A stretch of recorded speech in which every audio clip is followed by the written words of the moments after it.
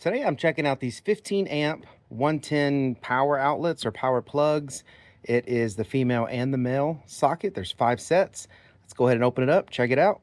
And as you can see, it comes with this little card here, some information about the plugs. Here's 1 set, and then there's 4 more sets here.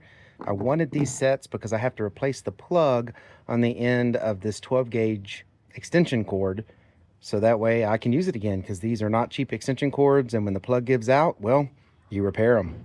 So I took this male plug apart. You do the 3 screws that are on the face here, and then I did the 2 screws. That piece here is just what holds the line to keep it from pulling on the blades, but that's it. You get them pulled apart, run this through here, then you put these blades on this wire, and you've got a plug.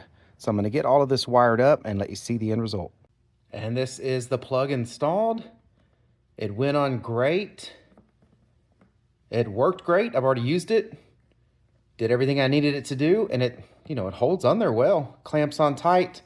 I probably should have cut a little bit of less insulation off of it so it would have looked nice and pretty inside, but no, this thing's working great.